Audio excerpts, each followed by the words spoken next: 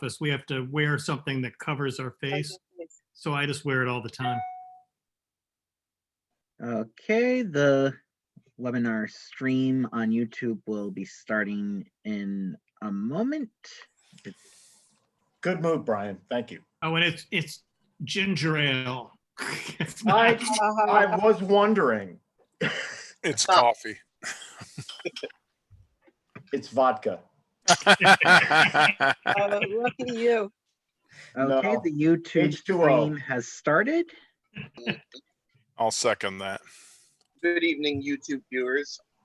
I always hope someday that the public becomes ravenously interested in our ad hoc budget meetings, and it will be a surprise to me when they do.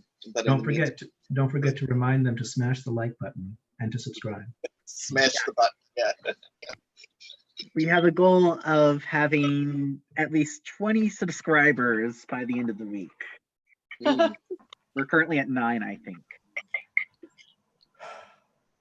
Do you need us to promote it? Subscribers to the community board website or to community or to this committee To the particularly? community board YouTube page. We Oh, okay. have a or YouTube channel. So it's double digits. Does that include members? Should we be encouraging members to sign up? He was joking. We don't have a goal. Oh, for okay. that yet. I don't know. He has a very dry sense of humor. So Okay, and I'm kind of dense, so we gotta work with the. It's the bandana, Rick. It's the bandana. It's the bandana. Okay, I'm calling the meeting to order. Welcome to the May 11th, 2020 meeting of TB6 Ad Hoc Budget Committee. My name is Brian Van Nieuwenhoven. I am the chair of CB6. This meeting is called to order at 6:36 p.m. Right? We are joined by District Manager Jennifer X and Community Associate Brendan Berth. Members of the public, you can raise any questions or comments that you have through the Q&A feature of Zoom. If there is time following the committee's discussion, we will field questions from the public. I want to make an additional announcement at this time that as we conduct the meeting, those of you who are panelists / committee members, you should wait to raise your hand and have the chance to speak verbally what you want to say.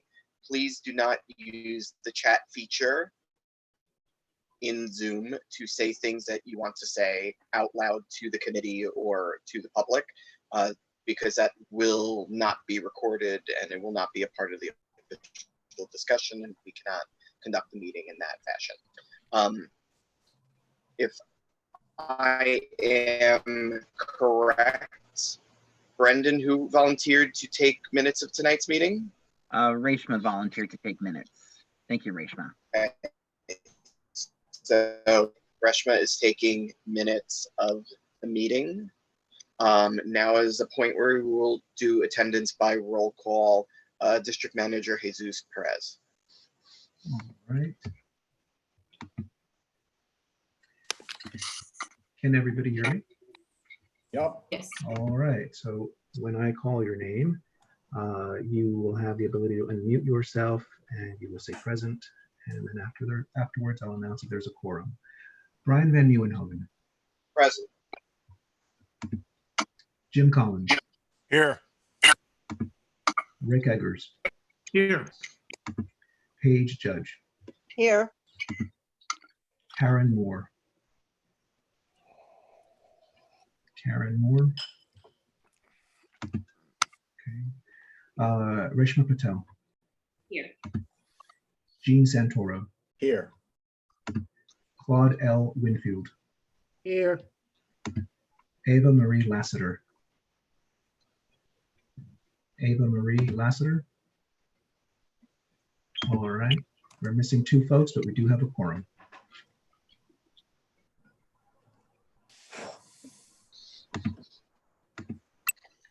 Just to note, we'll advance now to the agenda slide of the meeting. None of our business items tonight are going to send a resolution to the full board. We can have our discussion and have it on the record. We didn't need quorum, but attendance is good, so thank you all for attending. Speaking of the agenda, it's presented before you on the screen. Like to see if there is a motion from the, well, let's do it this way. Are we allowed to do this by saying if there's no objections, we'll adopt the agenda? Yes, we are. Yes. Okay, So so actually, if there are no objections, we will adopt the agenda. Give you 2 seconds to raise an objection. No objections have been heard. See no objections, it's adopted. Now for the minutes. So my awareness is that the last meeting for which we have unapproved minutes is the October 10th, 2019 meeting. Again, correct. we are an ad hoc committee. I think the public should know that we meet very infrequently. Our meetings are based around the city's budget submission process, and due to various things happening, this is our first meeting since the new budget process has started. Or actually, it's a continuation of the last budget process, but we finally have the responses, but now we're finally having that first meeting from the coronavirus lockdown. So the October 10th, 2019 minutes, they were circulated ahead of time. If there is no objection, we will adopt these minutes. Raise your hand or speak now if you have any objection to us adopting the October 10th, 2019 minutes as circulated. No objections have been observed. Those minutes are considered adopted. They will soon be available on the CB6 website. So, Brendan, is this, given that you circulated this script and it says that we're going to stop the screen share here, do you want to stop the screen share to set the ground rules, or should I do The this? screen share is stopped. Okay. So in order to conduct an efficient meeting, here are our rules. 1, no one may speak until granted the floor, which I will do. 2, committee members, if you have a question about committee business or wish to make a motion, please raise your hand through the Zoom panel. Note that I can see the participants and I can see if your hand is raised. Since you're all listening, Jim, just to test this, raise your hand right now so I can see if you've raised your hand. Jim, are you there? Jim Collins? Yes, I'm here. I'm just Can you- trying to figure out how to, hold on. It's the more, All right, all of you figure this out right now. All of you raise your hands. Brian, since I have no video, can you see my hand? Not yet. Maybe it'll update in a second. Can you see my hand? I have no video. You have no video. All right. I see that Jim has raised his hand.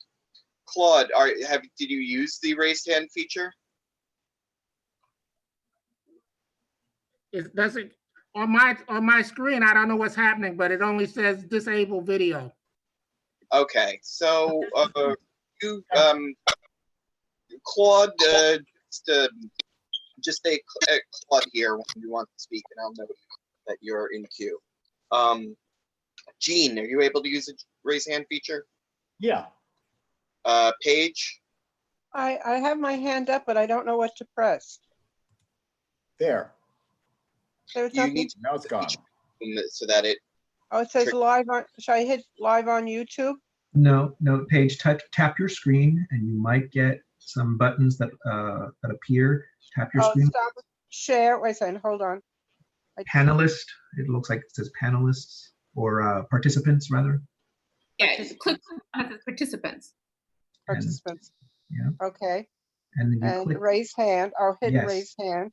there you go. And you can lower it with that same button. Thank you, and stop So- scratching my nose, right? That'll be a very useful feature to do. so But I don't Now- have my gloves on. I see Claude figured it out. Claude's raised his hand. Paige raised his hand. Freshman raised her hand. I think we're good. If anybody has any concerns about moving forward with this process, let me know now. We will work it out.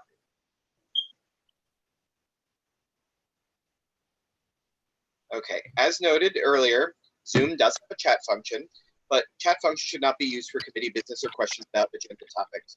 All such remarks should be made on the record by raising your hand through Zoom, being granted the floor. Chat should only be used to alert us to any difficulties you are having, or to state in writing information like an email address or a link that was already stated aloud on the record during the meeting. We are also monitoring the chat to see these comments, so trust me that they will be seen. When a committee member is given the floor to speak, I will identify you and you can unmute yourself so that you can speak. Otherwise, you will be kept on mute for the meeting, and we will be monitoring the raised hands to unmute people and give them the floor. We are required by executive order to create a verbatim transcript of the meeting, so please keep your questions and comments succinct and germane to the discussion. And again, your choice of wording will be on the record. All right. Now, Brendan, we're done with that part and we can resume the live stream. Yep. No, the live stream is going, but Great. The screen share, I think he means. the screen share. Okay. Okay. Oh, that's right. Okay. Okay, so we'll go back to the agenda right now. Tonight's agenda, we're moving into discussion of city agencies' responses to Community District 6 budget requests. For this part of the meeting, is it possible to bring up the Airtable? Yes, I can do that right now. Just give me a moment.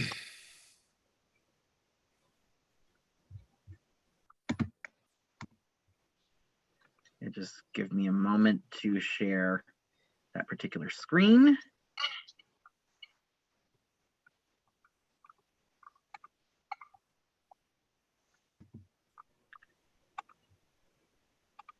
Okay, here we go.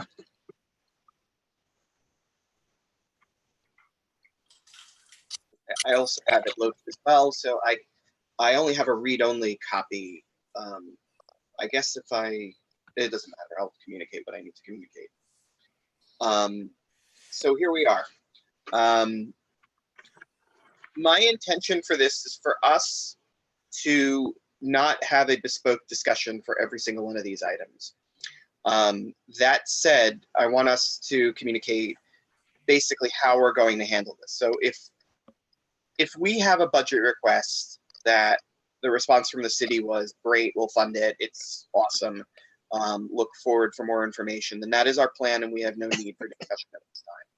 I know that there may be some commentary about that. Hold on, we'll have a process for handling that. But generally speaking, we want to focus our care tonight on items which we're not seeing the funding come through. If there's an item that is not funded and there's a detailed city response about that item, and or if that item is not being funded due to very obvious mentions from the city and signals from the city about coronavirus budget cuts and impacts, what we do is have a very brief discussion. I assure you that the office is going to follow up on things based on their priority with the agencies for which these requests have been granted. Brian, keep in mind that none I of think these. we would want to put the most. What? Brian, keep in mind that none of these responses from the agencies will have any mention of the coronavirus because the agencies started compiling these late in 2019 and early 2020. So they wouldn't. Yeah. So the responses are not going to mention that. I think that that comes more down to the point of if it's something that's already not funded and if the city already announced that part of the budget is being cut further, then we're not going to be able to have a long discussion about that tonight that's going to be productive. Our focus should probably be most on the things where we did not receive sensible or detailed responses from the agency when the request was submitted. We have seen a lot of that in the past, so we are focused on that. But another thing that I think should be assumed by default for all these requests, it has been communicated to us that we should, as a board, reach out to agencies about budget requests, about their feedback and to follow up on it. So for a lot of these things where we consider the agency responses to be insufficient or open-ended, or for items that have been ongoing for years without any sign of progress, even though we consider these things to be actual needs, we are definitely going to follow up from the office. We don't have to have that as one of the verbally executed things in every single response. So that we are definitely going to look at, especially for the high priority items. Otherwise, every budget request probably has its own individual context. It's going to be a difficult budget year coming up for the city, as a lot of cuts are currently on the line so that the city can accommodate for the drops in tax revenues that have happened. It should be noted that the city has a big overall budget. This is for the benefit of the public and not really for the committee members, but the city has a very large overall budget and a lot of personnel commitments, and a lot of capital commitments. And so there isn't a lot of headroom in the discretionary budget for the kind of items that we're talking about here. And that's why we really have to fight. That headroom is pretty much gone as a result of tax revenue losses from COVID-19. We are going to proceed as if all these things are needs, and we're going to do our best to see that they are funded.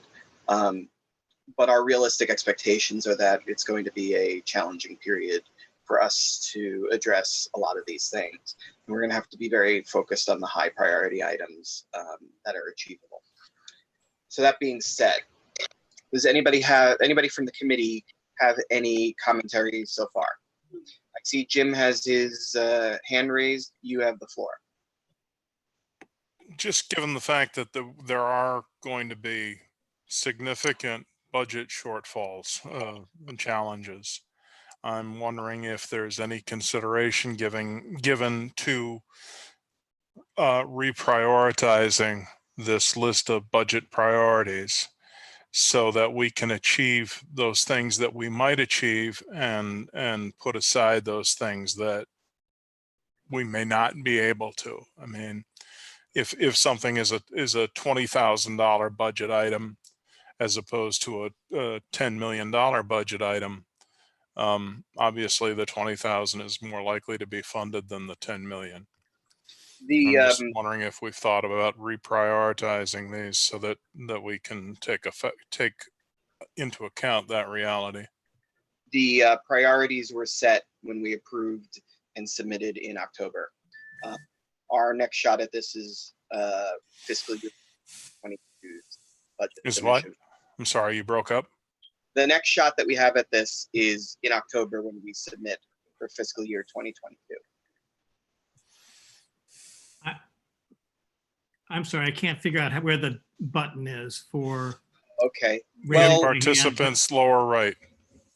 Gene, did you have your thing taken care of? Under the more? Yeah, sort of. I mean, I agree with Jim that it might be a good time if we can do, let me turn the video on, sorry.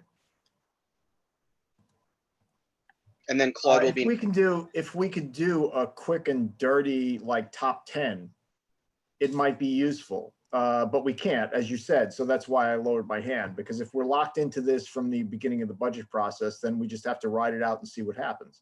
It wouldn't have mattered anyway. Like, Right. as we stated earlier, what matters is a per agency priority process. And I think what's going to happen is we're just going to see agencies whose discretionary budgets are wiped out by the loss in tax revenue. Claude, do you have your hand raised? You can go next. Yeah, I did, but Gene's basically stated what I was gonna state, and that if we would attempt to reprioritize, we would have to go back through the board again, and by that time it would be October. It wouldn't make any sense. Yeah, I mean, whether we would have to go back to the board to do our work, it's a hypothetical, but yeah. Rick, your hand is raised. You're next. Well, the budget takes effect July 1st. The new fiscal year. These recommendations were done to influence the fiscal year that starts July 1st. But there's no reason why we couldn't do something that would show that we're paying attention to what's needed in light of the COVID-19 demands on the city budget, or to protect items that might otherwise be rated because of the COVID-19 budget and the lack of state or federal funding. And that is So something that, there are things we can do. It's just, do we know first whether there is something that they're waiting for us? Like, do we have a written response we have to make at this point, or? We do not. we do not. Okay, so. So we've been encouraged to follow up with the agencies if we have additional feedback. And that is something that Molly and Jesus and I take interest in. And so we will address it through that mechanism. I think that's pretty much all we have at this point. It's not hopeless. It's just, you know, realistically, this is not going to be a flush budget year for discretionary items to get funded. I would just say that that's also something that this committee can advise on. It doesn't need to be just the short list that you talked about.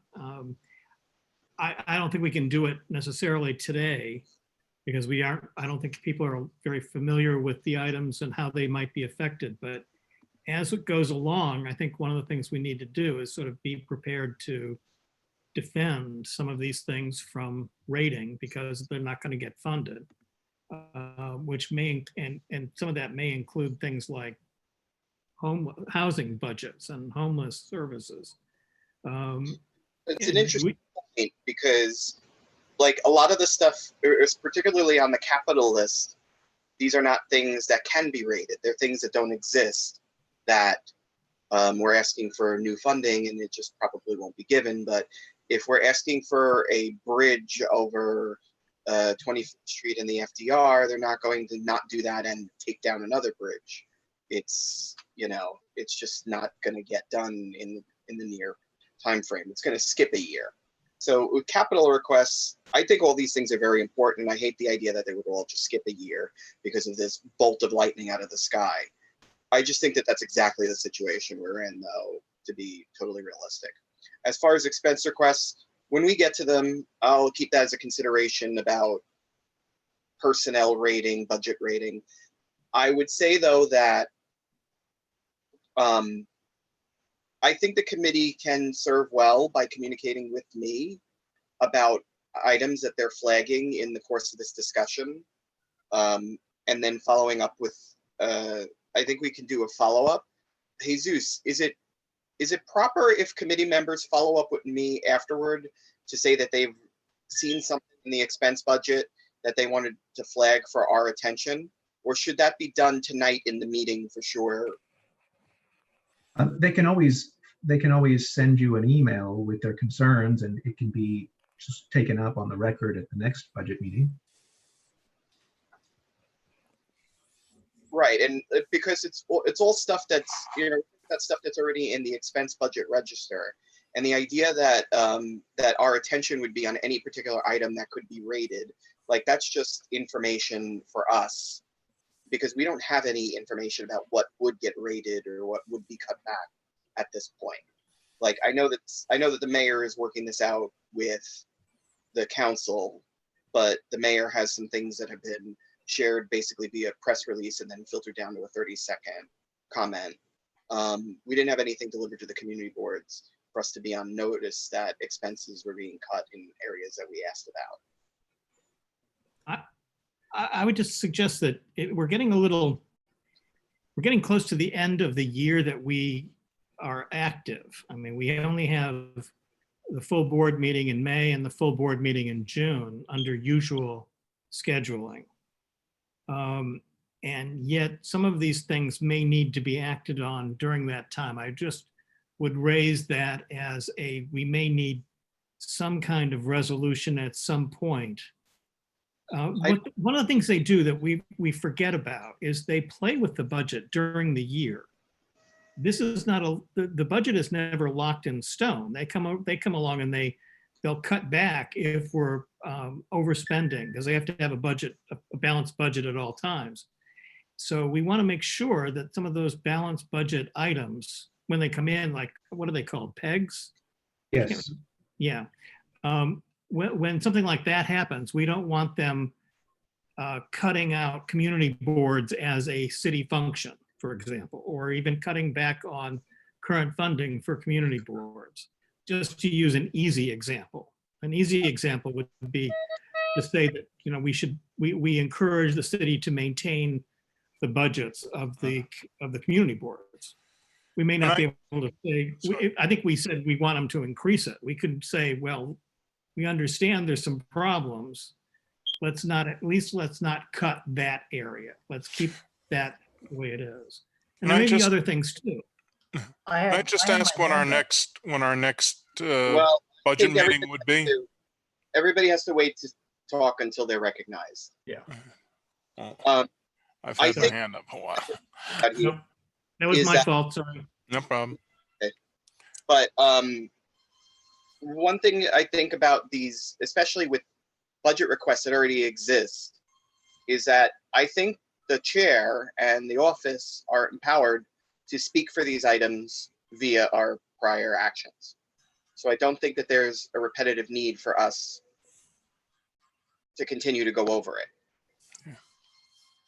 Like, and I agree that if there's something completely new that comes up that's a concern to us, that if we're meeting or we have the possibility of submitting a resolution to support it, that would be fine. I just think that I think the chair's powers and our existing discussions and our existing board votes cover a very broad set of priorities and needs.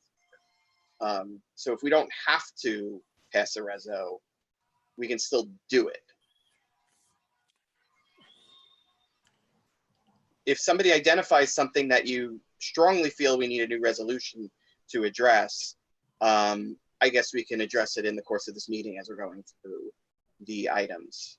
But right now, I think that that's going to have to be something that comes up after the meeting, and we'll see how we can address it. We could also, in any of the next two board meetings, I can put out a new business item if we feel like there's something completely out of the blue that we didn't get to at committee. So if you feel that something's come up with that, flag me, flag Jesus or Brendan, and we'll see what we can do.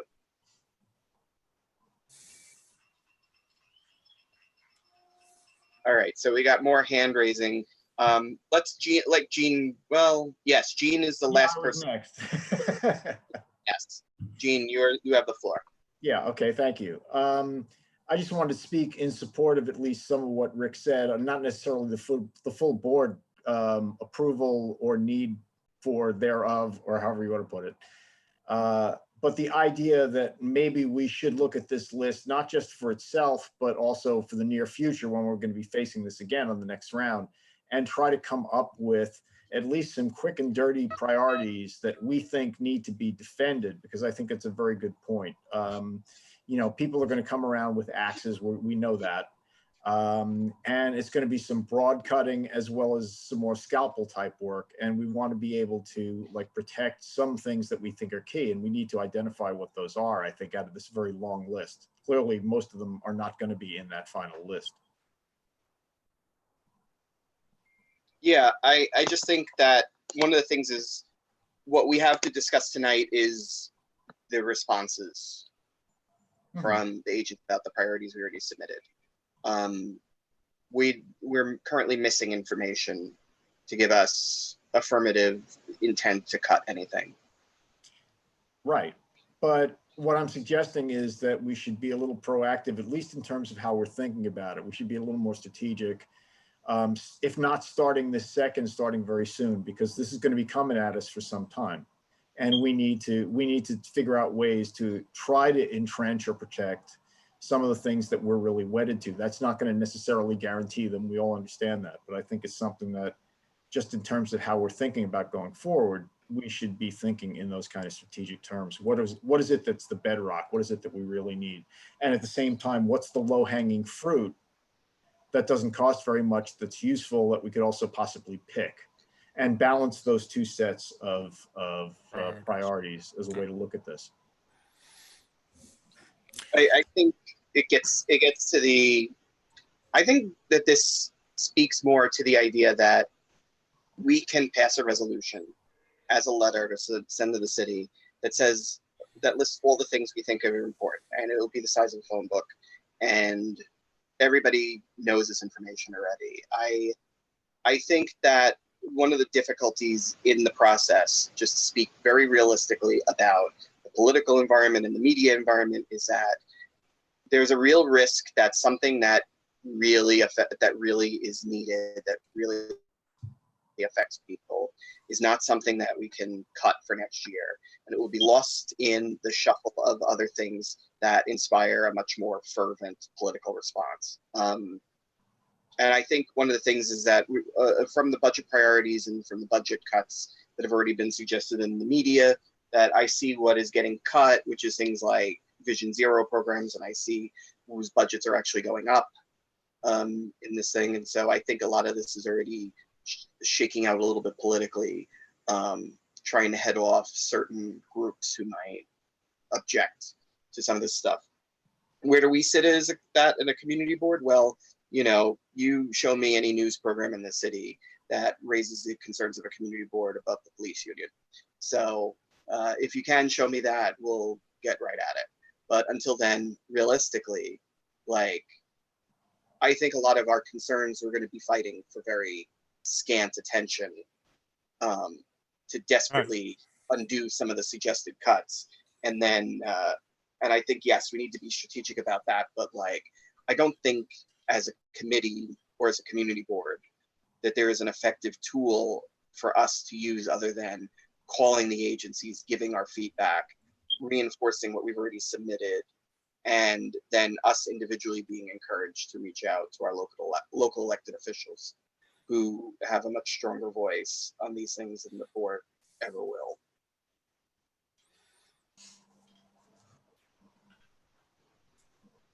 Okay. Okay. Um, Gene, how do you feel about that? I'm underwhelmed. But because I wasn't suggesting anything like you were going over the top with. All I was suggesting is that we identify Issues consistently under who gets that priorities. I understand the political environment. I understand the community boards don't have a lot of visibility except when we're under attack for various things. I get all that. I'm just talking about the process and trying to maintain some semblance of what we actually, it's like the 197A plan. You know, there are entire parts of that that are, let's say, visionary, that have nothing to do with reality at the moment. And we're trying to maintain a certain profile in terms of our needs, directions, wants, and stuff like that. And that's really all I'm talking about. Whether it's going to happen or not is going to be subject to powers far beyond ours. I think I understand that, and I'm pretty sure most of the members of the committee do as well. I mean, I'm saying this for the benefit of public visibility here. It's not going to help if we have a 10-hour meeting and submit a 100-page resolution. We don't need a resolution at all. I'm not talking about that. I'm not sure why you're fixated on it. What I'm talking about is simply, that's what our committee is essentially empowered to do. I think that otherwise, one thing we could do is, if there are ideas about the committee as a group doing something additional on top of our budget review, it'll have to be submitted and we can meet in June and we can get to it. fair enough. If something that comes together before Wednesday, we can give it a shot at doing something during the meeting. I think otherwise, I think the most productive thing we could do is look at these responses tonight and move through the list and not let it try to be time focused on these things, because I feel like we've developed this stuff and I think we've communicated as clearly as possible that these things are priorities to us. And we should continue to do those communications, both from the office, from the chair, and in future budget submissions, as well as other ideas that everybody is free to circulate to me after the meeting through emails. Jim, you have your hand raised. You're Yes. next. When are we anticipating our next budget meeting to be scheduled? And I have a follow-up comment once you tell me. If needed, June, Okay, otherwise September. September, all right.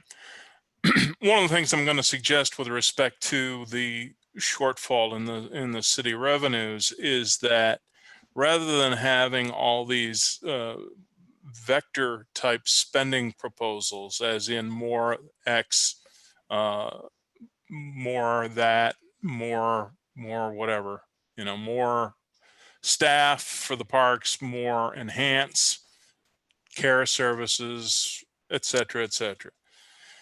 Can we have the committee chairs identify with some degree of specificity what they would like? So for example, instead of saying more school services for homeless students, just picking one at random, okay?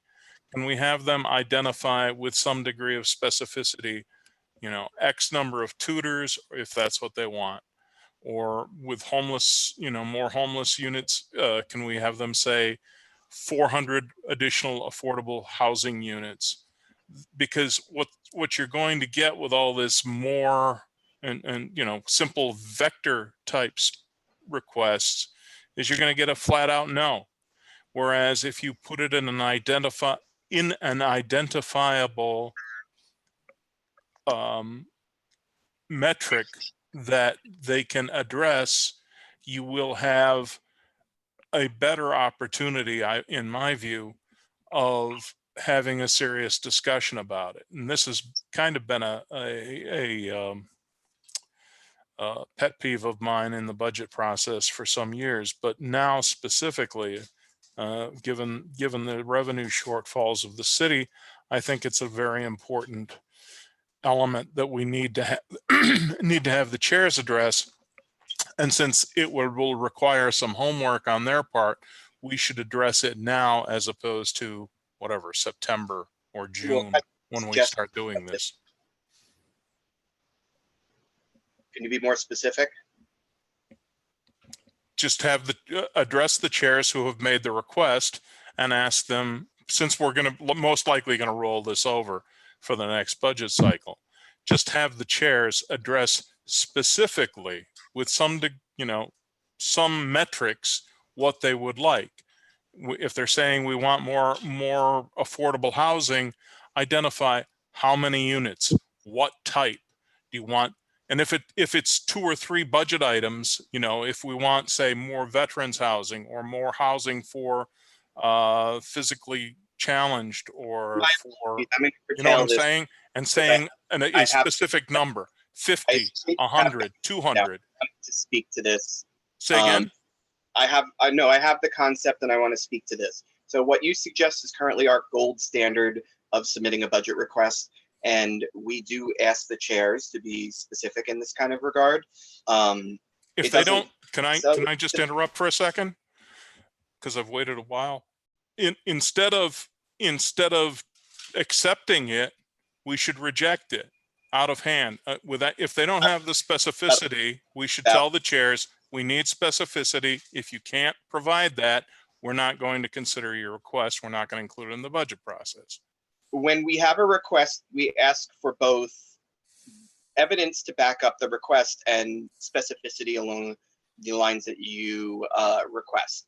In some cases where we get the request and the chairs are steadfast about the need but can't necessarily quantify a request, we still actually process the submission through our committee, and our committee has approved all these expenses already, and the board has already approved them already. So we can go through this in the next cycle, but we can't affect the last cycle.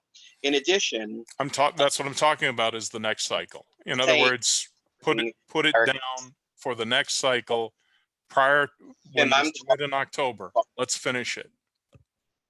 When we use this as a filtering criteria for the requests, we do look at requests from the chairs, and if we don't see anything quantitative in there, we start asking questions. So a lot of this is already happening in this regard, and if things have not fallen off the budget register because we don't have these numbers, then it's because these, because we've agreed as a board and as a committee that the requests were justified.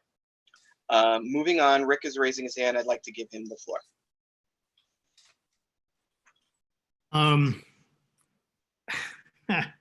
There are a couple of things. One is Jim is correct that we need more specificity on these requests. I mean, we really do, and we have, it has been going in that direction since, I would say, the new procedures have been put into place.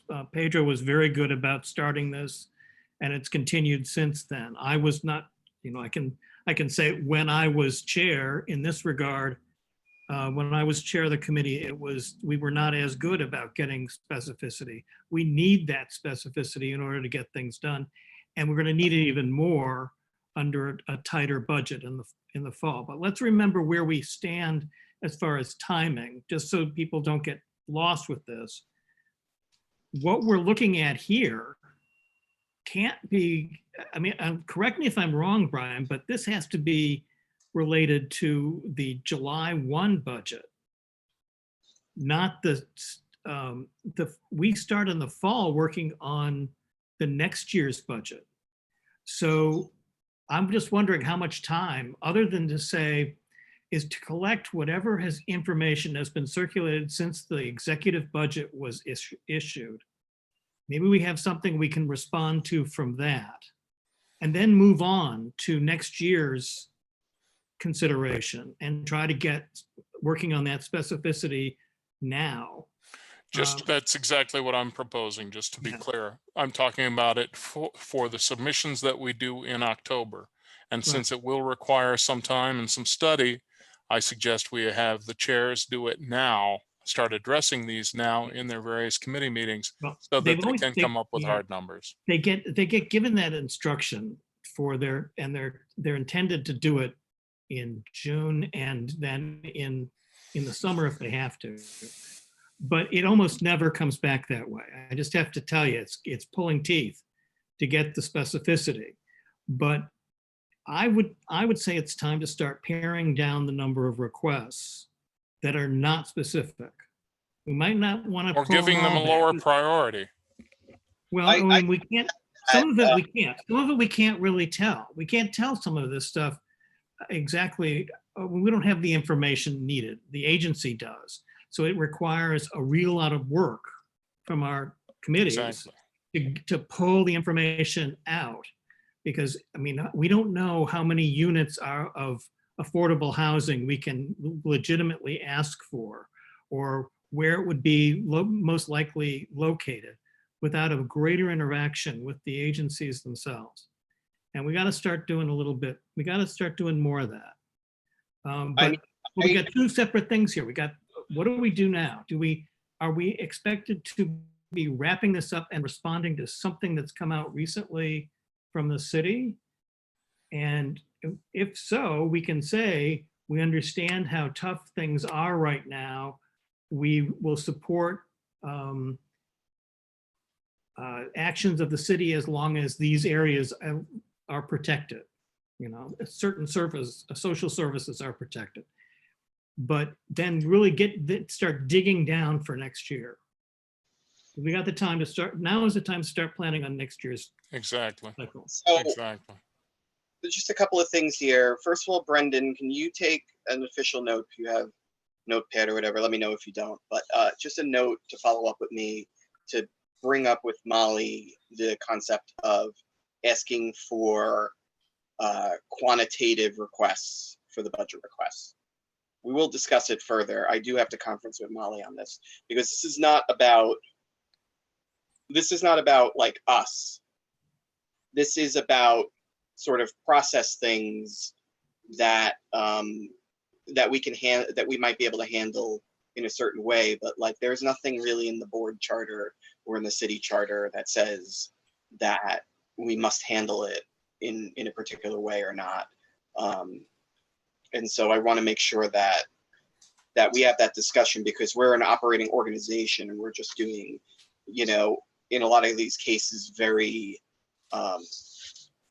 sort of ad hoc teamwork to try to see these things through. As far as taking this stuff, what we're supposed to respond to now and what we're supposed to do later, the response for this year, we don't have an official thing that we need to submit. So it's going to be improvised and very one-on-one how we choose to respond to how any of these things are funded, not funded, cut back. And we're just going to handle that spontaneously as things come up.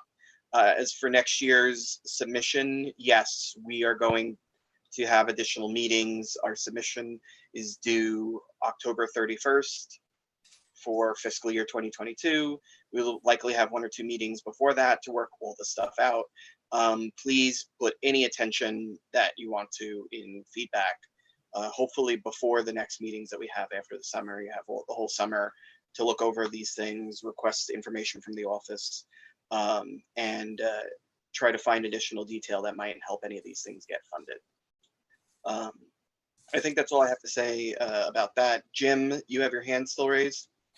I just had a quick comment, just that Community Board 6 is a highly well-respected community board within the city, principally because of our expertise on land use matters. We should follow that up and enhance our reputation with our budget presentations and our budget requests. And that's all I had to say. How do you suggest we do that? As I just suggested, which is give specificity to what we are requesting, be a board that does our homework with respect to the numbers that are required or that we're requesting. I mean, you can't just present someone for a budget with a vector of how you would like the direction of spending to go. It's not professional. I mean, well, we've had all these budget items that we've submitted for many, many years that don't have this information. I know, and that's a problem. The community board in Manhattan, so something's working for us. No, I'm talking about with respect to, as I said, most of our reputation has been earned through land use matters. I think pardon me? As communicated, I agree with you, because having these numbers in the requests is one of is basically our gold standard. I think you as budget chair should enforce some rule with respect to it. In other words, tell the committee chairs, if you want more housing, give me a number, or I'm not going to put your budget proposal through. And that is a process that I have to discuss with Molly and okay, Susan. That's fine. Thank you. Okay, so I don't see anybody else with their hand raised. I would like to move through the capital items. One of the things is that just Brendan, the agency response is a little cut off for me. If there's a way we can see a little bit more of that, that would be great. Yeah. All right. Response number 1 was more affordable housing. The agency will try to accommodate this issue within existing resources. For this particular request, because the request is vague and the response is vague, I want to speak to the public interest in this. We absolutely need more affordable housing in the city. We need more housing, period. I actually attended a land use meeting earlier this year with the interest of advocating for this, both as a person and as somebody who's seen this in the budget register year after year. I don't want to get too political or too direct about it, but housing is very expensive. One of the things is we don't have a quote for how much the city predicts a housing unit would cost if erected in our district, nor did we get a number of, what's realistic in the housing budget. I think honestly, the HHR has what is effectively a $0 budget. for this kind of expansion, other than some programs where if a developer can get a tax break, they can include affordable housing in their project. They don't actually have a proactive construction budget to build public housing the way that we saw in the 1940s and 50s.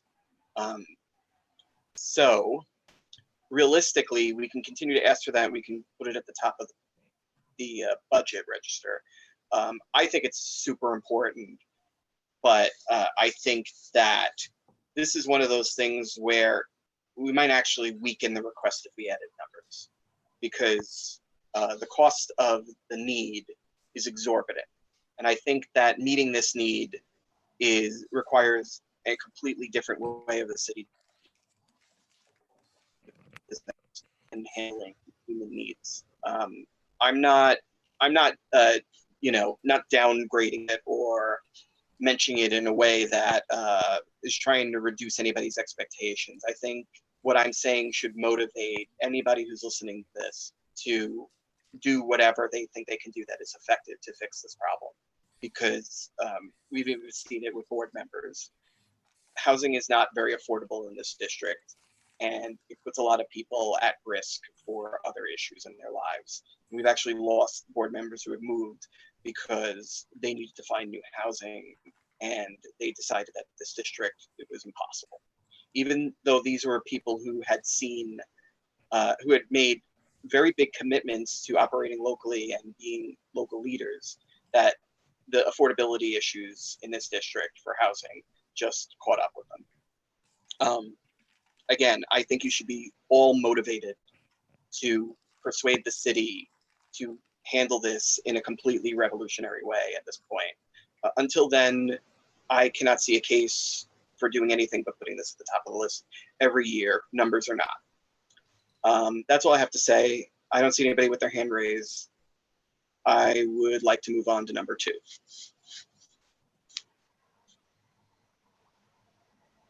Housing for formerly homeless families.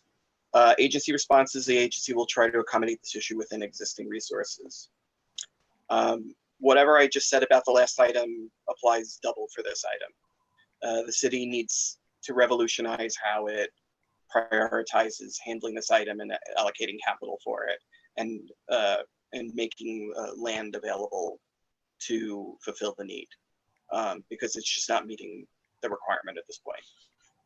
Now, just to quickly interject, there are actually 2 years worth of responses with these requests. There's the fiscal year 20 response and then the current year response. So fiscal year 21 response. So just I'd point that out for anyone who's viewing. We decided to leave multiple years in just so you guys can see how they sort of evolve through the years. Okay. Oh, that's interesting that that they said that they would try to accommodate and then further study of this request.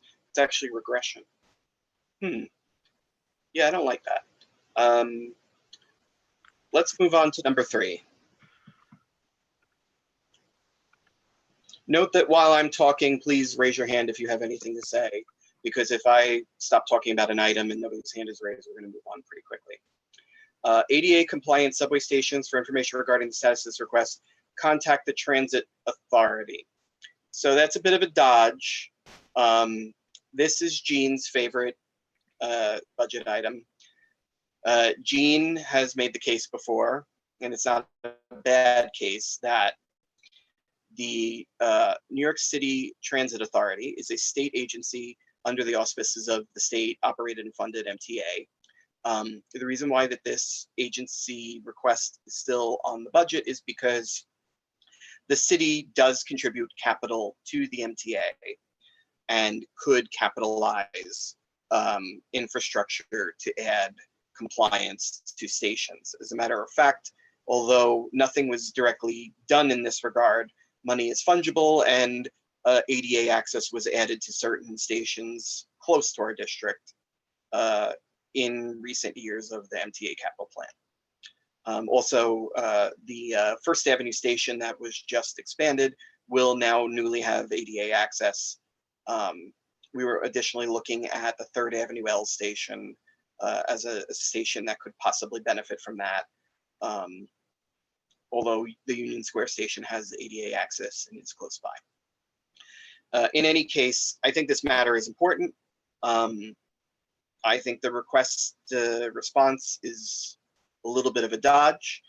I think that we should continue as a board to find any way to ensure that this gets done, whether it's through a city capital request or through state lobbying. Let's move on to the next item, number 4, more supportive housing. The response is approval of this request depends on sufficient federal or state funds. The agency agrees with this request, but the funding decision follows a different budget process. It seems that the city isn't directly funding this, is looking for grants for it. This is a combination of what I was saying in number 1, and a combination of what I was saying in number 3. If we can find any federal or state avenues in which to unlock the money, that would be great. I ask that anybody who has information about that from the committee or the public follow up with me as soon as they can. And it's also the case that this is a need that the city should fund and would probably require a radical rethink of its spending priorities in order to get to the spot where the money would reliably come from them. Jim has his hand raised. I give you the floor. Jim, you're muted. I'm going to unmute you. Or Brendan, can you unmute Jim? I'm unmuted. You just to comment, the 197A plan proposal for actually 197C proposal for the Beth Israel site has as one of its current priorities, but you know, this is all in flux. But one of the proposals is additional supportive housing. So.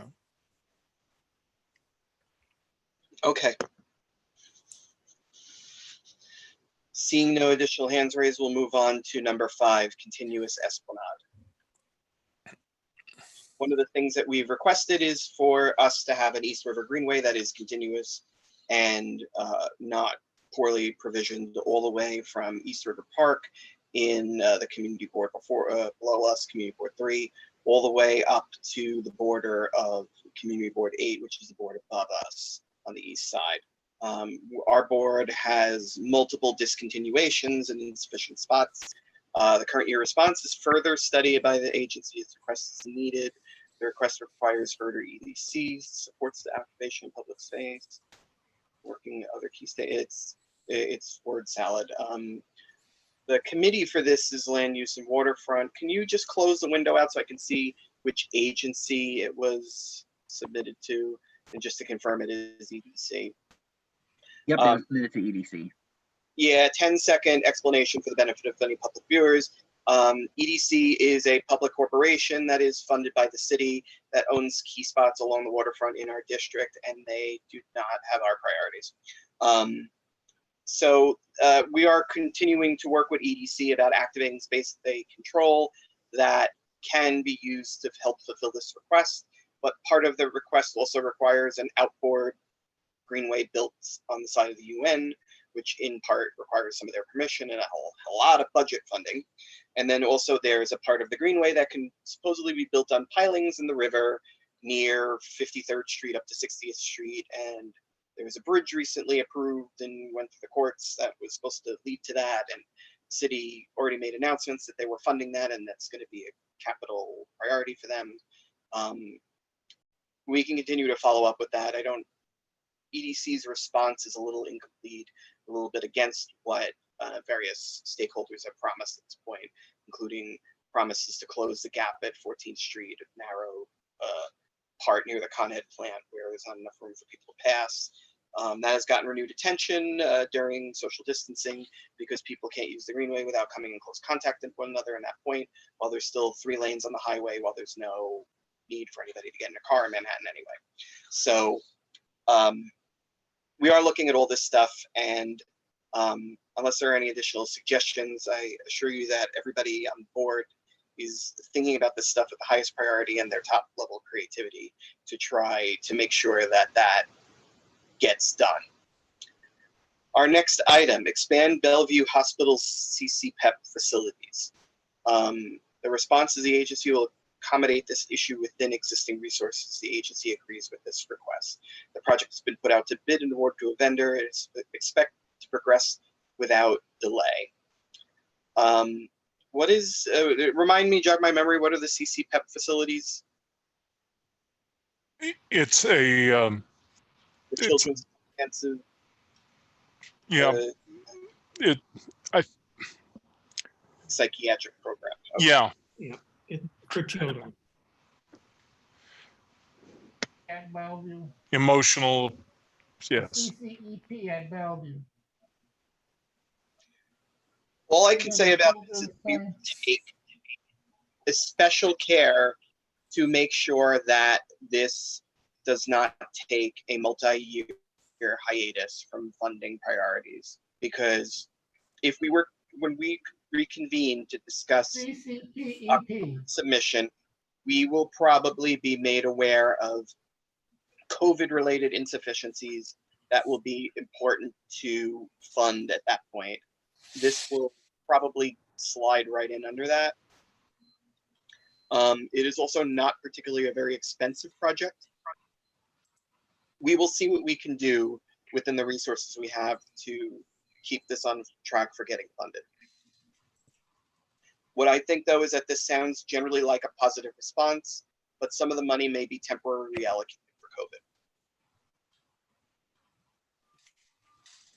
Seeing no additional hands raised, we'll move on to item number 7.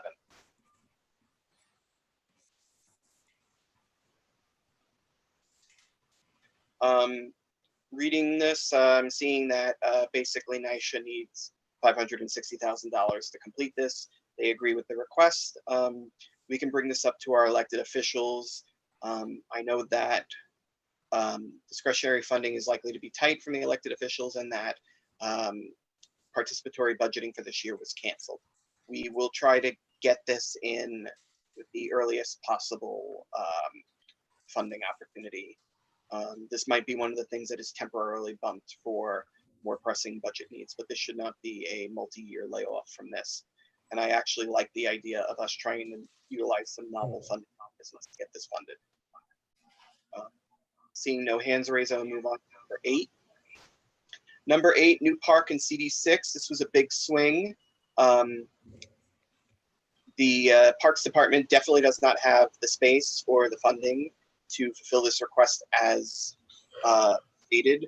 We strongly believe in the need, and we can discuss this maybe a little bit further in the next cycle. We can't reorder this or deprioritize this now. This was the first year that we submitted this request. You know, real estate is in very tight supply in our neighborhood.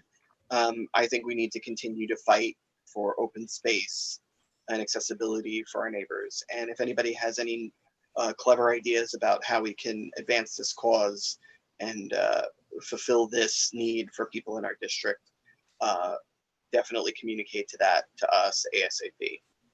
Seeing no hands raised, I'll move on to the next item. Replace the windows and HVAC at the Astor Levy Recreational Center at the end of 23rd Street. They're saying their funding is insufficient, and also that a new HVAC system, which includes air conditioning, has been funded for much of the building. We talked about this earlier. What was the consensus about what happened with the windows at Astor Levy? They said that they would not replace them and they would leave them as is, but we still believe that they need replacement, or that they actually did it and we just need to see them complete the rest of this budget request.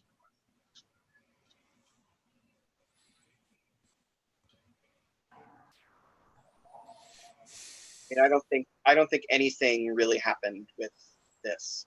If anybody's speaking, I think most of you are muted. Sorry, I was muted. I spoke with the director of Manhattan Rec Centers about this. The work has not been done yet. She reiterates that the work, is needed.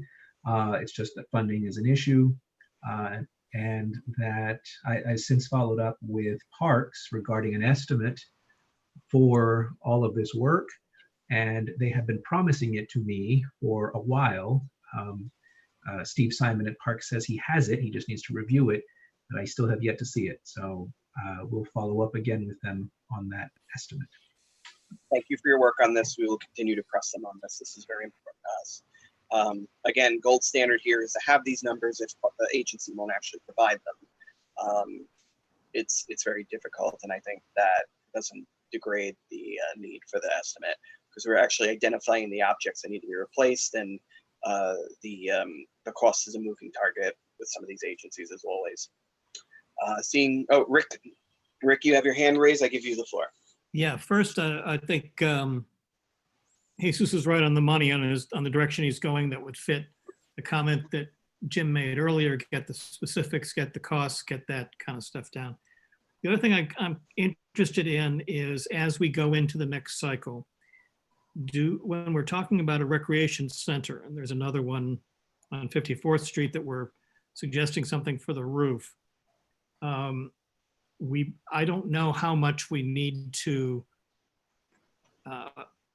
do with this, but we need to acknowledge the potential changes that are necessary for COVID-19 situations. Like, could there be a way to use those rec centers now, which would be a wonderful thing if there was a place that people could go and be safe and separated and all that kind of stuff. And I don't think they are currently set up in any way that anything could be done. So it's just something to think about for the next cycle. Good point. And I think actually, as we go through this, if people can keep that in mind, we'll get more attention to our requests if we relate it to the real world. And the real world now includes paying attention to what pandemics can do. And I suspect when we're dealing with this in the fall, it'll still be top of mind. So anyway, that's it. Okay. That's a good point. Moving on to number 10, municipal. Further, well, can I get Further to what Rick just said is, I think we need to consider some of the things that Governor Cuomo has talked about in terms of reopening the state. And one of the things that we should talk about is the ability of the board to put forth notions that kind of rethink all of these things, all of these budget items. You know, I've said for a few years now that, you know, and we have the budget for that, my nemesis, the garage there at the old Hunter College Nursing School is going to be $300 million that the city probably will not have the cash to spend and won't have the bonding ability to fund either. And why can't we think about putting all of this stuff under putting sanitation garages that actually are more mobile. In other words, put the trucks in places where they can be moved, where guys can start their shifts, and maybe putting their stuff in a trailer. These suggestions we need to start thinking, not only, that's an example, but I'm saying these are the sorts of rethinking how the city does business within a new framework where we're not going to have the kind of money that we presume that we had. Maybe we can actually reduce some of the income that the city takes from taxpayers.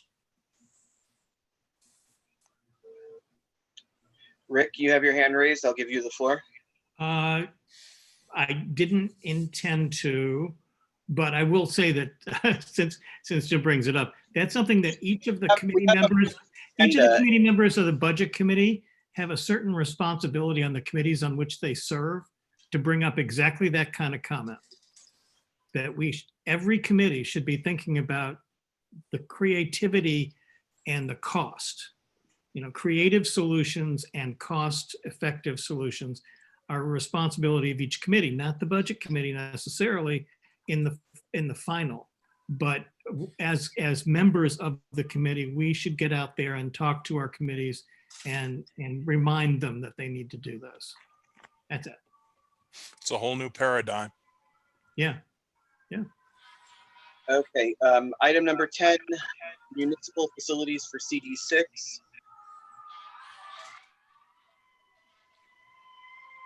Community board recently relocated to new space. The agency cannot give priority to funding this request. There's no available city-owned space within the district.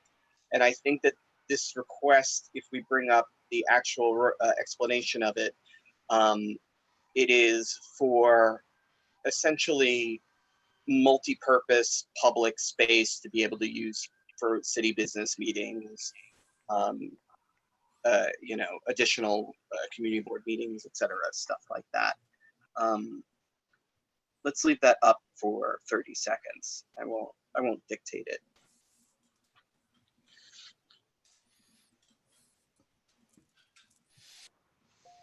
We can talk about more of this in the 2022 submission, Yeah. Considering that this is something where we strongly believe in the benefit, and it's also something that may not actually get to the level of need in the current operating environment.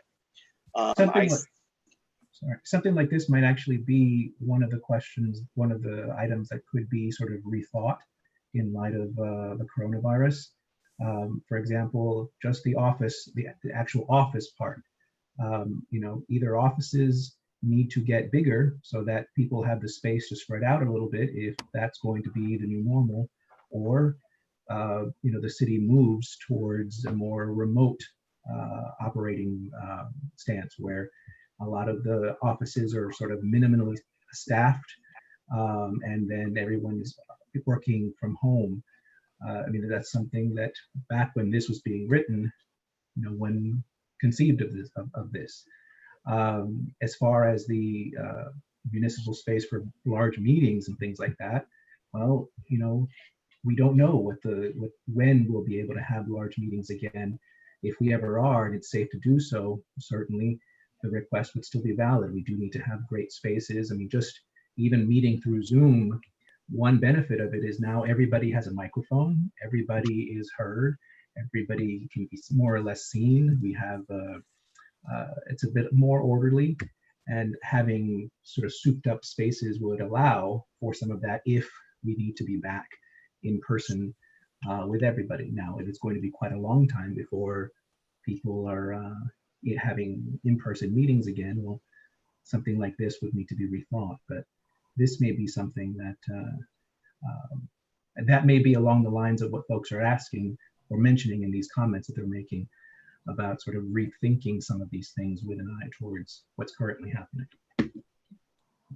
All good points. Rick, you have your hand raised. You have a I'm comment? sorry. I just wanted to get back to one thing that I'm confused about.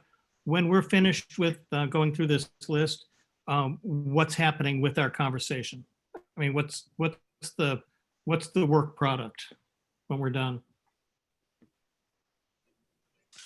Are you expecting a resolution? Are you expecting? There isn't a work product of this meeting or this discussion. It's just basically, this is public attention to these responses and to our, and this is our attempt to try to generate meaningful suggestions or follow-up opportunities about these specific budget items. Okay. I'm finding it useful for a refresher, so that's, I understand. Yeah. So seeing no other hand raised, we're going to move to number 11. We're going to move a little more quickly after this point because we're getting longer into the requests, and we have other entire registers to get to. 25th Street over the FDR needs a replacement pedestrian bridge. The city has always signaled to us that it intends to do this. It's just trying to kick up the funding. The project is included in the 10-year plan. The agency agrees that this request will accommodate. We need to follow up on it. Oh, Rick, you have your hand raised again. No, I'm sorry. I lower hand, sorry. Lower hand, okay. All right, yeah, look that up real quick, Rick. Okay, yeah, you got your hand unraised now. Okay. I'm just gonna really quickly adjust my light here so I don't look like this is a horror movie. Okay, next item, please. Security system for PS-116. Further study is needed. This request requires further study. I just want to take this note, or this opportunity to note that as per a mail I circulated last week, DOE is one of our top priority agencies to conference with about all of their requests that we submit to them, because we do kind of play in a yearly cat and mouse game with them with funding for things that we believe are needs, and they consistently claim to us don't need to get done. And especially with decrepit building things or absolutely critical systems, they seem to push back on us a lot.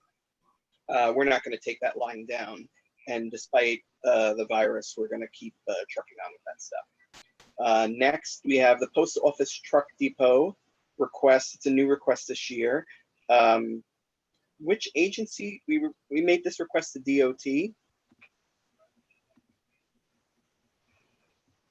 So the agency for this one is, it is not, it is blank. The tricky thing about this, as I recall, is that it's, it's federal in a way, since it's U.S. Postal Service. I think they told us to go to the to Carolyn Maloney's office and or Schumer or Gillibrand. Told us to go take a long walk off the shore pier. Huh. Yeah. Also, again, real estate, making any more of it. Everybody's complaining it's not their problem. This is not a budget request. Authorized parking spaces are provided by DOT. There's a lack of compliance. It's an issue that needs to be addressed by a local congressional member. which seems to suggest that they didn't quite understand what the actual request was. The actual request was because addressing it with the congressional member and with DOT has not really yielded satisfactory results. We need to think out of the box and put these trucks somewhere else. And so it's quite of this was a sort of shoot for the moon request, but that nuance seems to have been lost on them given this response. My understanding from local news coverage on this particular topic is that the Postal Service has not been a very accountable agency in regards to how they conduct their equipment operations. We will continue to address this from the office. I don't think it's productive for us to unspool this here. Next item, number 14.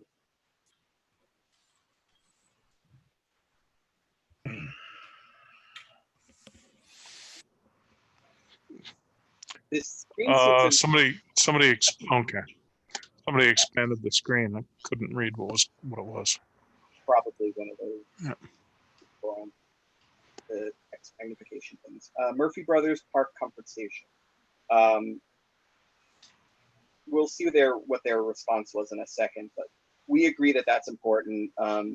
If something we might discuss in 2022, that if we have a lot of critical COVID related requests, that might go farther down on the list. However, if they've already funded it and built it, good, but I don't. The comfort station will be built when? That's never good.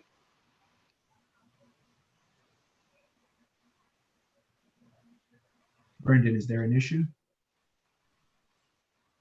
Yeah, it just expanded very, very suddenly without my. For this to resolve. Yeah. So it's like that Parks said that they were interested in building it, but then they tied it to a project with basically a 10 to 15-year funding window at this point. So that's not ideal. I have a copy of the the register locally, so I'll dictate at this point, unless the screen comes back. So I'm looking at oh, you got the screen back. Yeah, I have the screen back, but I'm still working out some I can expand technical it. issues with with the screen expanded without my wanting to do that, and I'm still It's figuring okay. out how to. Yeah, I think you might have. Are you using a trackpad? You might have pinched the screen. Okay, I have things figured out again. Oh. All right. Yeah, Comfort Station will be tied to the interminable ESCR project. Well, ESCR is no. Okay, I get confused. I want to say this for the benefit of any public spectators. There are no attendees. Only the panelists are on our board. So we've been over this before, and like, I'm sorry to have made the mistake, but ESCR is going to get actually funded, and it's not part of like the Blue Wave plan. So hopefully they do it soon. I don't think we should talk a lot about this because it's a comfort station in the park in a time when people are just getting yelled for going outside at all. Number 15, renovate 13th precinct house. That might actually be funded. The project was funded in prior fiscal year and is still now underway. The project has already been funded. The office will follow up on this one. Next, 16, new bus parking. That is a pie in the sky request. We believe that more bus parking space is needed on the east side after a number of years of trying to make multiple on-street solutions work. This is a request that has no agency with no applicable for it. It's funny that the Transit Authority gave anything that was a closely client response, like we would call them and get an answer on that. We will continue as an office to address the issue in a larger way. I think keeping it on our budget register signals that we're serious about the issue in a way that we want big infrastructure and not small infrastructure. Number 17 is next, partial interior renovation of the Epiphany Branch Library. We consider this to be very important. We have seen this request from the library many years in a row. We need the city to properly fund the library agency. That is all that comes down to. Next item on the list is number 18, stair repair water supply access for Peter Detmold Park. Well, not going to happen. Like many of the other parks requests, not funded. We must follow up on it. Parks, DOE, and transportation were my short list of agencies to follow up with on unfunded requests that keep rolling over year after year, things that we consider to be needs. I just wanted to call that out, even though I had said earlier in the meeting that we are following up on anything with direct agencies that we consider to be important. But it turns out that there's a lot of coverage when you name those three agencies. Next item, number 19, renovate Ralph Bunche Park.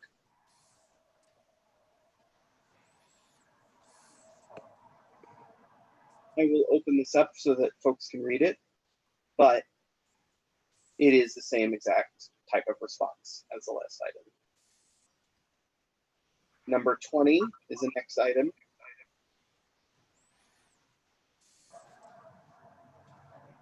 For your response, more information is needed for the community board before making a funding decision. Locker room elevator at Rec Center 54. So the one thing about this is that when we consider this for 2022, we should take the elevator out, correct? No, the director of rec centers did say that this work is necessary, plus some work on the roof, which is I think a different request. This estimate has been much harder to get. So while we've made progress on getting an estimate for Astrid Levy, we have not made very much progress on getting an estimate for this. So we'll redouble our efforts to get one. This is not the rec center where they rent the. Oh, this. So there was a library where they rent the facility. The library elevator is the responsibility of the landlord, not the city. Correct? Yes, that has been that was removed last year. I apologize for the mental lapse. Next item, number 21.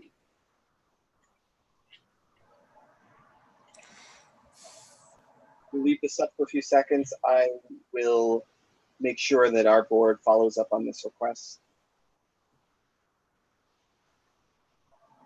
Note that that the city has been closing dog runs during the COVID social distancing requirements to prevent people from congregating in dog runs.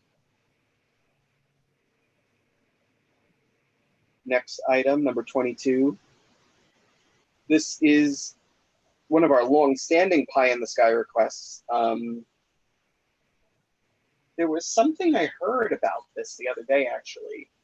I think somebody on Twitter mentioned that it was something that Trump was trying to put forward in a transportation project where he wanted to actually like fund something like this. There is nothing but conceptual work done for subway phase 3 at this point.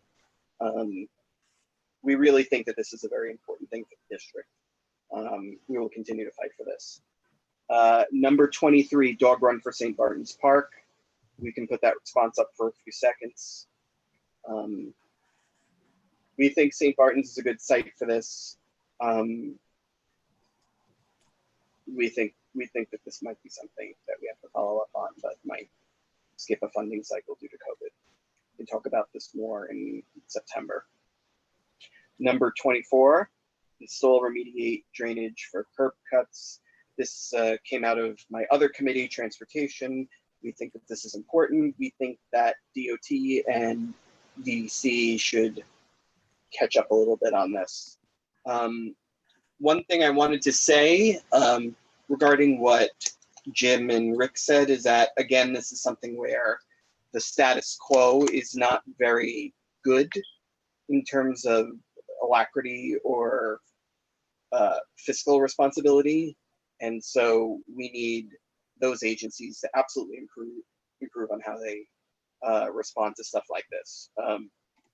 It's constantly the case that people from the city are reporting issues with the way the streets are laid out, with road damage, with drainage issues, and it just doesn't get done. And again, there's nobody from the public watching live, but in case anybody's watching this live stream later, we consider this to be heavily important. We hear what you're saying.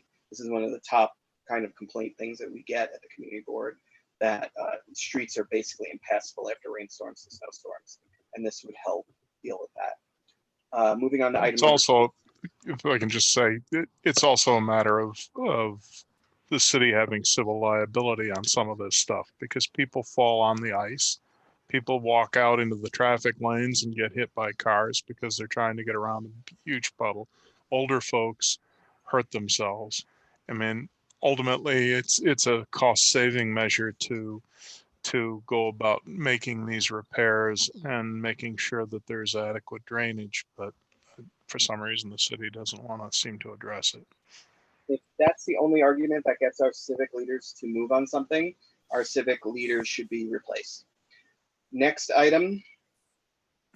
No argument from me. I'm a Republican. Security cameras at South Park. And further study of this request. Again, it's a park-related expense. Parks does not, as an agency, have a lot of money to spend. We will continue to follow up with that. That is important to us. Same with the security cameras at Dag Hammarskjöld. We have submitted this many years in a row. Is there anything different about the Dag Hammarskjöld request where we've heard cooperation more than we've heard on the other sites? Or motivation from parks? Yes, no, maybe? No, No? no. Still should be done. Hello? Hello? Page is raising. With the Dag Hammarskjöld, has that ever been reinstated? You're talking about the one on 41st Street? Oh, Oh, no, okay. not that. 47th. The Dag Hammarskjöld Plaza on I know where it is. I'm sorry. 47. I just wondered whether the one on 41st, 42nd, 41st was ever reinstated as a park. We can follow up with that request with the office. Mhm. The chair might have that one. Moving on to Robert Moses. Sorry.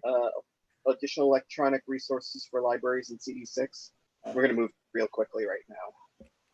I just want to see the responses as they come up. The library is another chronically underfunded agency. We will continue to follow up with this request because we think it's important.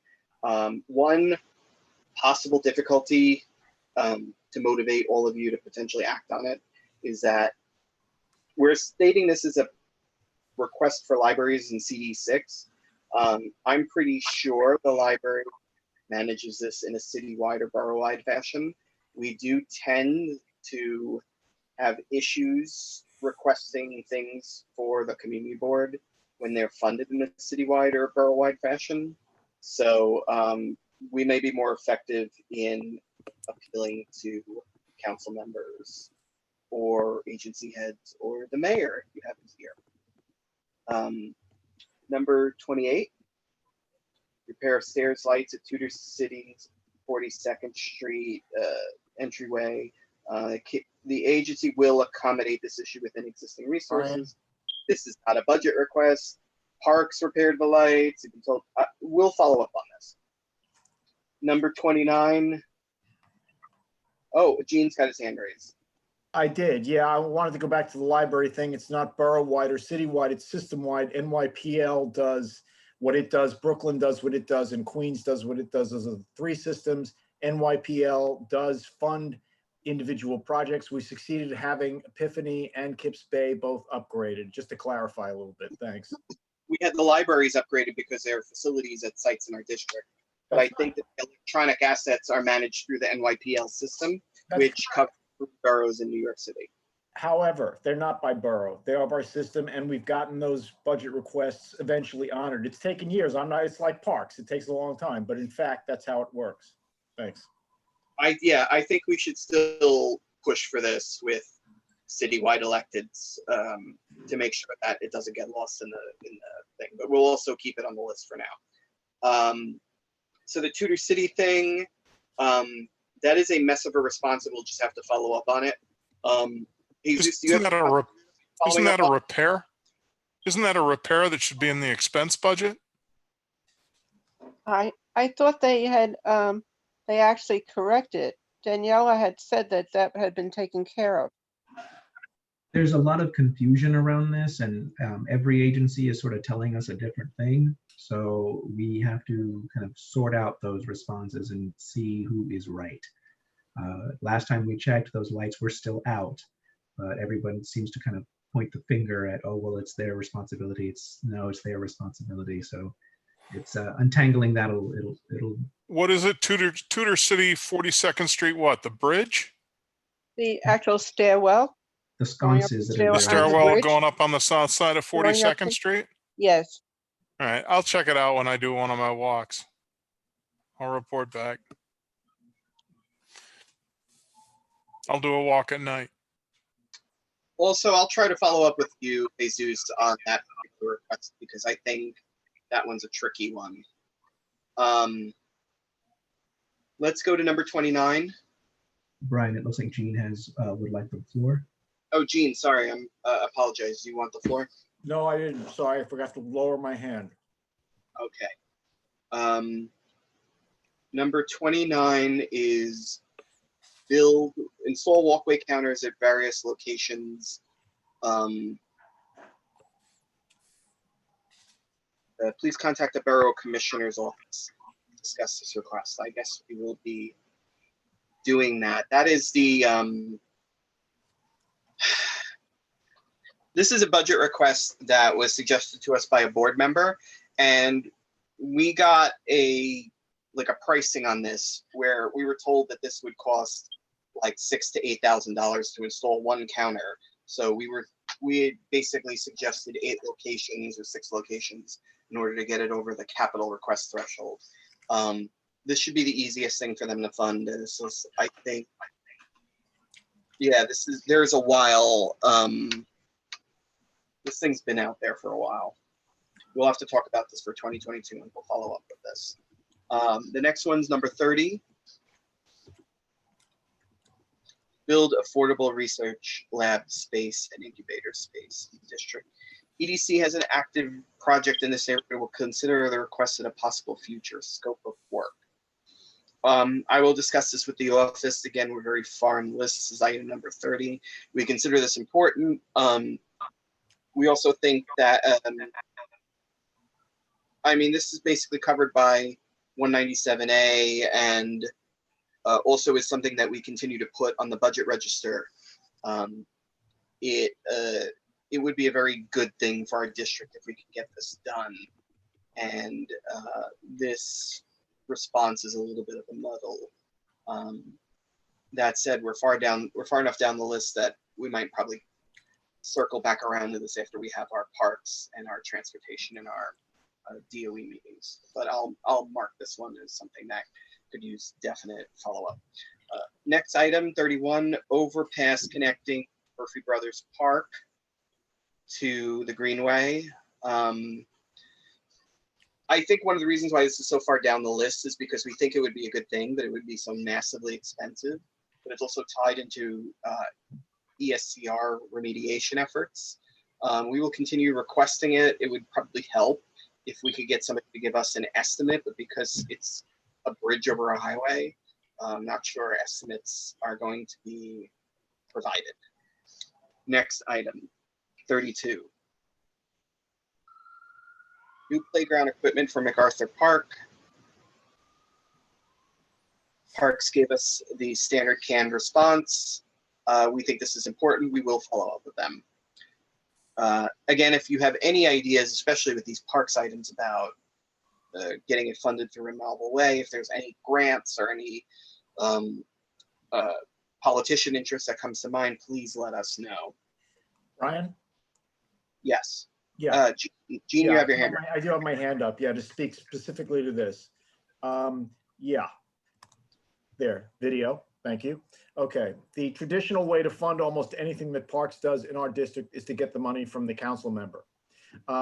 So that's exactly what they're telling us to do is actually what we wind up doing most of the time with all parks related things, as anybody who's been on that committee can tell you.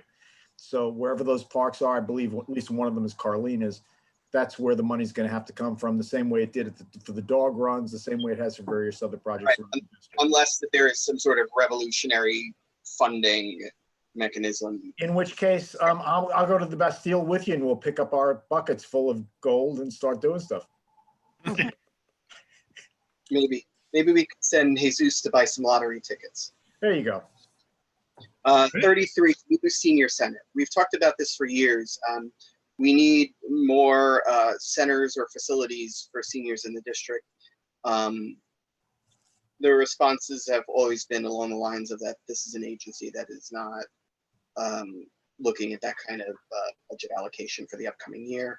I think that this is an important item. Maybe we could sharpen this for 2022. So I want everybody to think about how you might improve this request to increase its chances of getting funded if you can be creative in the next year. Otherwise, it's important to us, but it's same old with the response. Rick, you have your hand raised. I'll give you the floor. Just on this item, the one of the things that would be helpful is to think more creatively about what a senior center consists of. There was some conversation about having a multiple location senior center where different activities were at different places, because most of our seniors who are not being served are somewhat active. They're not, there's no drop them off and let them be the equivalent of daycare. It's these people who use the center are active and want to do things. So the idea would be some courses at what is the Baruch, some activities at the rec centers, and so there's some creativity that's needed. Not just if they come back and say, we don't have any place to put it, well, we have to start thinking about it to the point where if we care enough about it, we may need to fund some kind of research on what the best way to approach it would be. But I don't see that happening anytime in the near future. The other thing we could do is go out to some of the and approach some of the not-for-profit and non-denominational facilities.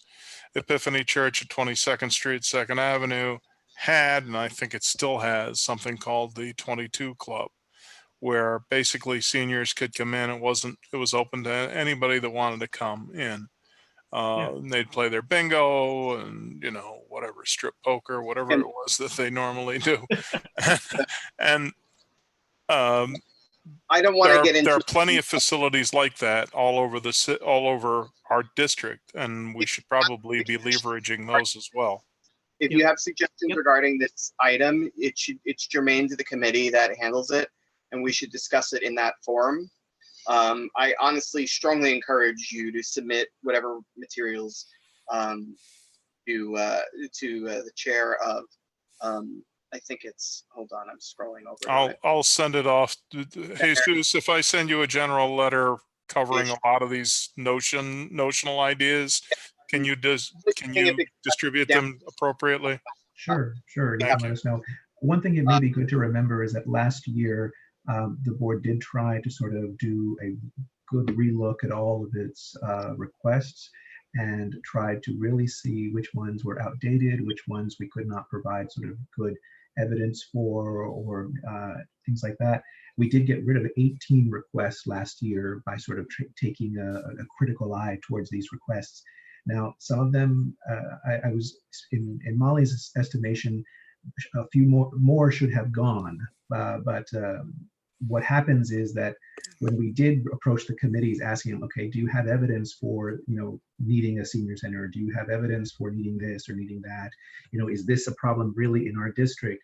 A lot of the committees were sort of at a loss for those sorts of details. The office tried its best to provide some of them, and we were able to with some, but there's so many hours in the day.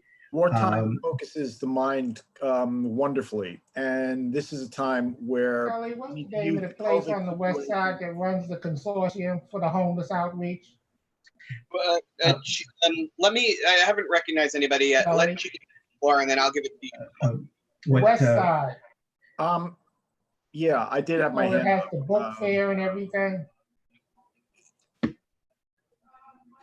Go Well, ahead, I think, Claude. so at this point, let me curtail the discussion on this item because I feel like everybody has a lot to say, and to that I will say you are right. Let's save your points for the future, your discussion. I honestly think that unless something really, the new senior center is the last thing on the capital expense list. I think that it's probably the thing that we're going to have the least opportunity to go to bat for, and is probably going to be the thing that we actually get to the least in this cycle. But if you have specific commentary about this item, forward it to me if it's a budgetary item or a budgetary matter, or forward it to Jesus or Brendan, or forward it to the Health and Education Chair. I have a comment on Jesus's comment. It's not about the item. My comment is this, that what Rick has been saying, what Jim has been saying, what I've been saying is this. The fact that we looked at these things last year in a completely different setup doesn't mean squat.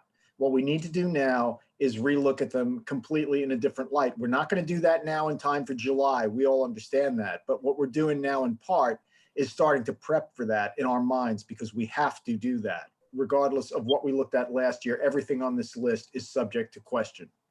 That's at least my opinion. Thank you. Suggestions for how to move things on or off the list. The list is a product which we must put into a city process. How this committee forms a list and sends it to the full board is up to the committee. And so if you want to have a renewed focus when we come back to this in September, I'm totally happy to let you guys run with it. So one of the things is we're now finished with the capital requests or capital requests, and what we have remaining is the expense requests. And I think I have bad news for everybody. We're gonna have to meet in June to do the expense requests. Yeah, this has gone on too long already. Yeah, we have expense requests and then continued support items. I think a lot of the people on the committee felt it was really important to make sure that that things in the current city budget for expense requests weren't defunded or clawed back. And I think that that's the real risk with the expense items, so we can't just rifle through it. I think we see hire more staff for parks and CD6. We could blanket agree that as a committee, especially because we have quorum, but I don't know if we'd be submitting this as a resolution, but we could make a blanket agreement with all over here that barring all other circumstances or available funding, we think it's critical for the city to maintain, at the very least, maintain the expense levels and the staffing levels for all of these categories. Otherwise, if we go into more detail about this, we should meet in June. Agreed. Anyone else have an opinion on this? Anyone else No, I object? agree with it. No, that's I fine. agree. Move to adjourn. Yep, second. Third.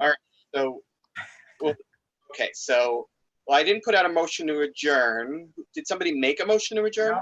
Yes. Jim, I made- seconded it, Paige thirded it, All right, so we've had a motion to adjourn. I will entertain that motion. Our meeting is adjourned at 8:20 p.m.